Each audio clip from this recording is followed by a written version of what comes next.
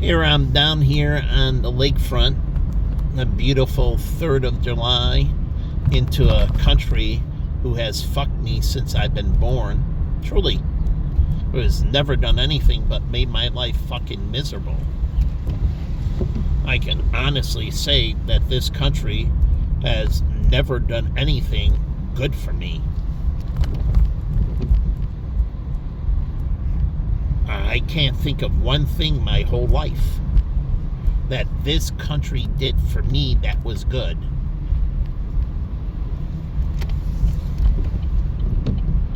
So, again, still patriotic and I still do the right thing, but this country has literally fucked me my whole life. And so, give you an example I was just thinking about. So, Baja Beach Club, I worked there for several years, and I moved myself up to management and was hoping to move up to assistant GM and GM, and working my way up. That was my next step. I worked my way from door to supervisor to manager to next step was assistant GM. So what happens? They fired me wrongfully, and I asked when I got fired from Mark Weisberg, what did I do wrong? And he said, nothing. I have to let you go. And I won my appeal with unemployment, and they considered it wrongful termination. Again, there was no substantiated grounds to let me go. But no misconduct, no missing work, no drinking on the job, no drug issues, no nothing. But again, this country has never done anything for me. But I get to watch the country do sanctuary cities and many other things for everybody else. And I worked for all the charities during my first breakdown in my whole life. The charities have never done anything for me. I did for them my whole life.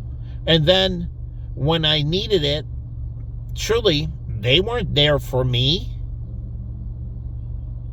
And even during my first breakdown, I continued to serve the charity in immense poverty and pain. But they didn't do anything for me. And actually, they rejected me. PADS, who my mother took me there. After decades of serving them, my mother knew about them from me, and there was an office, and they gave me one voucher and said that we can't do anything for you. Wow, I've only, worked for your organization volunteering for a decade and a half. But again, nothing for me. And then I continued to serve for those charities from PADS and that for another decade and a half.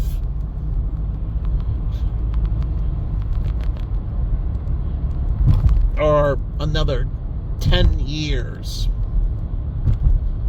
Even after they didn't do anything for me. But I watch how, all these do for everybody else. And everybody throws me under the bus. And they do for all these other people. Like I'm getting tailgated right now by a BMW. And there's open lanes to the right of me. 3 of them. If they want to go faster.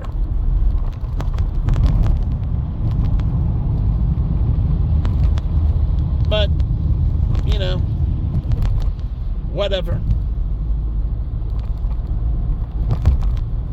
And it's funny. So, going back to Baja, So I lost contact with all those people. They were severed. Hundreds and hundreds of people that I actually had friendships with. I never saw them again. And I went from there back to the University of Arizona. And I started working at Dirtbags, which I was wrongfully terminated from there.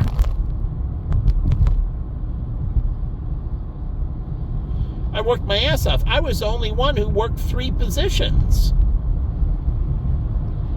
I was the only single person who worked 3 positions. I worked as a bartender, the doorman, and a waiter. Some people, like Javier, he waited and bartended. Todd waited and bartended. Eric worked the door and bartended at the back bar. And so did Kevin Roof. But I was the only one that ever worked 3 positions. So again, I think Penny worked waitress and bartended. But I worked all 3 positions. And I did them with excellence.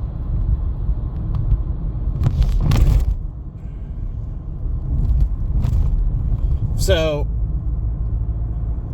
again, I go there and I lose all my ties. And then what happened when I got terminated from Dirtbags? All the people that I had relationships with that worked there, I lost connection with all of them as well. It's totally different being fired from a place than leaving towards another place. It's much easier to maintain connections. All the wrongful terminations, like at Dave & Buster's, all those people that I had friendships with then, that I was wrongfully demoted and it was eating on me, and I worked there for a while, and then I moved and lost all those relationships. And it's over and over again, and everybody gets cut out of my life. And I gotta, like, dating Jen, and I get she wrongfully broke up with me, and I lose all those relationships I developed. And then I had to start over again. And that's when I made friends with Michael King and Jimmy and David and others. Building Jen Kim and many others, building relationships. And I moved to NCPC and built relationships through them. And I had to build all new relationships from scratch. And this is what's been going on. You know, I've moved, 8 times? And my sister doesn't understand. Every time I have to build relationships. And she prevented me from having deep relationships in high school. We moved, besides my relationships being broken when I was young because, my father died, and then my mother had a breakdown, and then I had to go into foster care, and that broke relationships. I was gone. And then I came back.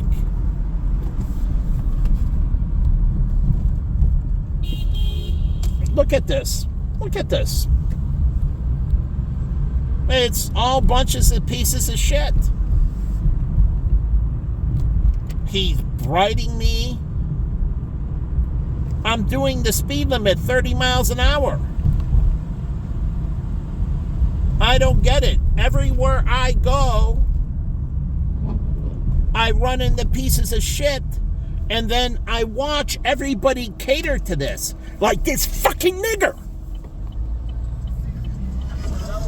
And they cater to him, And they give them all kinds of incentives and everything else.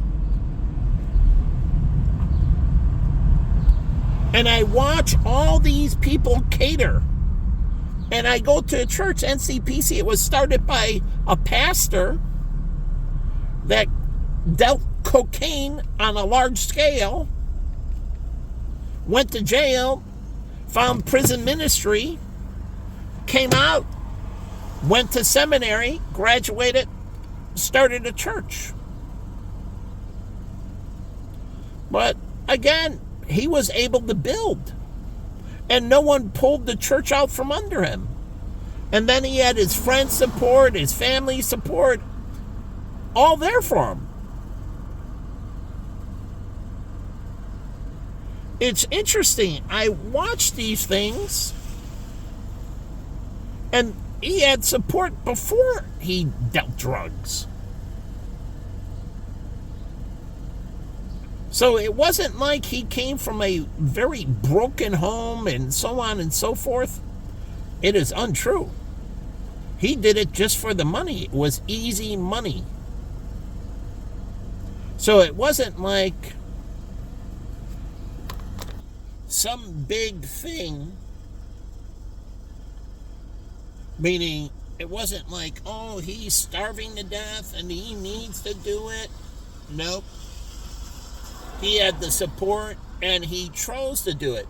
It's just like all these guys down there, they chose to do it. And I understand when I did marijuana, and I drove marijuana, I didn't sell marijuana, but I did transport marijuana, and I chose to do it.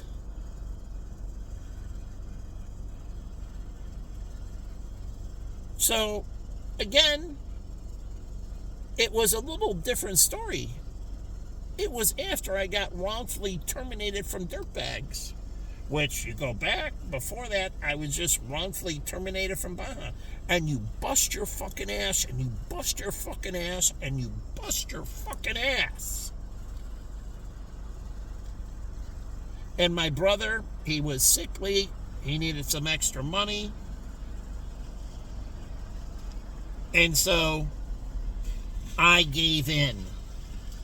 But that was after I was wronged,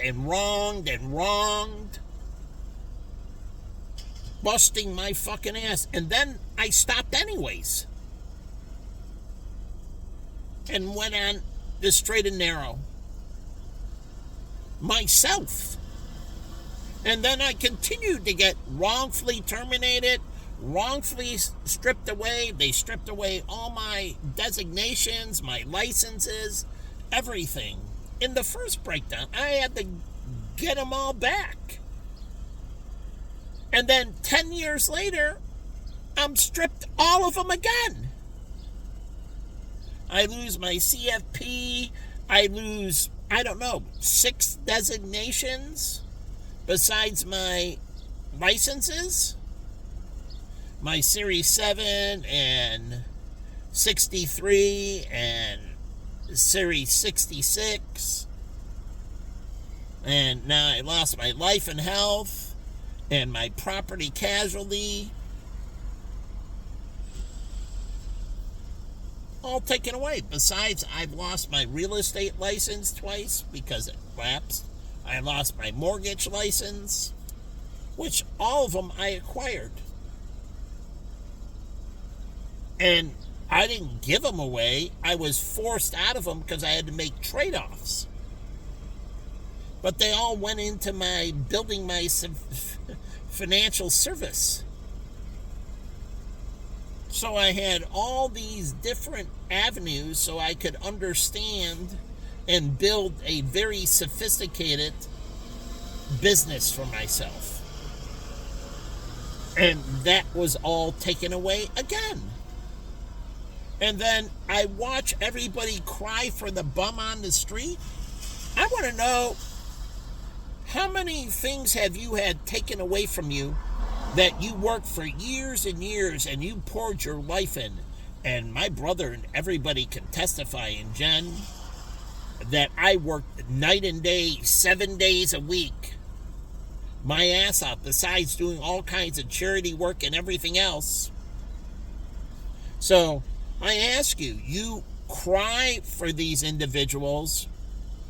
What the fuck have they ever done to deserve any fucking tears?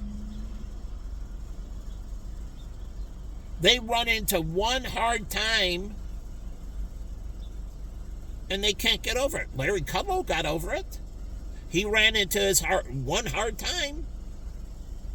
He became an alcoholic and he went into submission.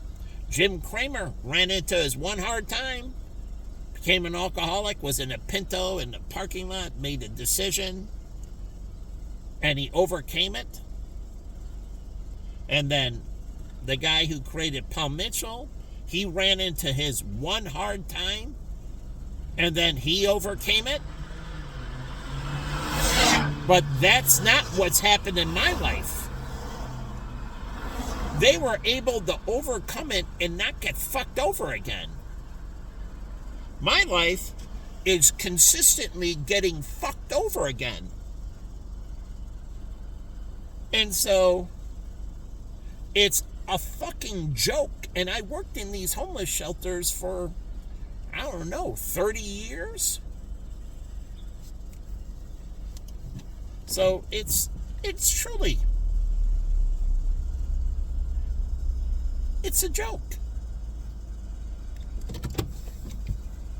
So I worked in these things for 30 years. Actually, probably longer. But anyways, at the same time, I'm doing all this charitable outreach. And you say, turn the other cheek. So how many of these black males and females had a white guy beat them with a 2x4 as a small child? A big, powerful, strong white guy bend him over a desk and beat him with Mr. Jaws carved in his hand, wind holes, and crank it, and beat him, until he's exhausted. And I turned the other cheek. But I'm not turning the other cheek anymore. Now, it's Revelations, and it's fuck them. So cry for them. What the fuck have they ever overcome? Truly.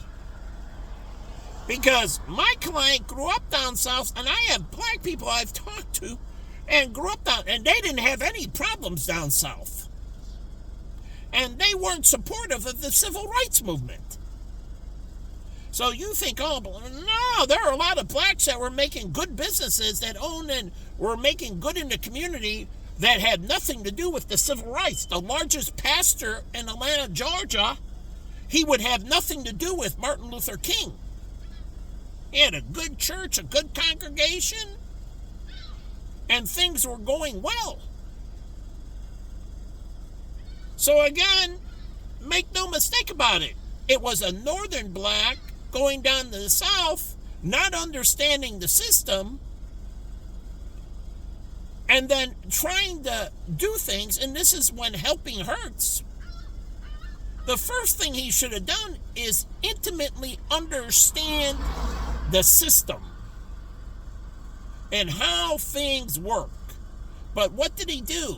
He strong-armed. The northern states, they were always free. They didn't rely on slaves. They needed higher skilled labor. They were manufacturing and everything. That's why there wasn't that many slaves up here, and the ones that were free because they worked on a higher skilled labor. This is where all the manufacturing in that. That's why the North that's why we won World War I, World War II. The Rust Belt, they call it. The Northeast. And it goes all the way into the Midwest. That's the Rust Belt. And in that, it was higher skilled.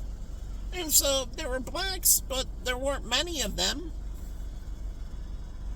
They didn't have the skill base. And so you go down there and you take this system and then you stick it down their throat, and then you don't understand everything that's gone on. And yeah, hindsight's 20/20, but he didn't do it correctly. And it caused the collapse of the black people. They went from 1950, where things were going much more prosperous, to the civil rights movement, to the ghettos of the 60s, later 60s, 70s, 80s, 90s, 2000s. So, as Thomas Sowell, he's a black economist, and he agrees, and he writes on it that black leadership failed, and what was done was absolutely fucking wrong. It wasn't a system of righteousness where you go in and you understand the system and you take a little screwdriver and you tweak it. And that's how people, a spoonful of sugar makes the medicine go down. So you slowly integrate it, you phase it in over time. But again,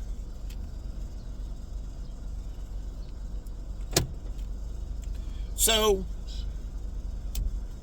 they didn't do it correctly. And then what did you get from that? The Nation of Islam, who did incredible hostile acts. And then you had all the blacks who were highly Christian. They changed and moved away from Christianity, meaning truly being devout. They moved away from it. And so, again, that whole civil rights thing was the worst thing that ever happened to the black people. It wasn't a good thing. It was literal destruction.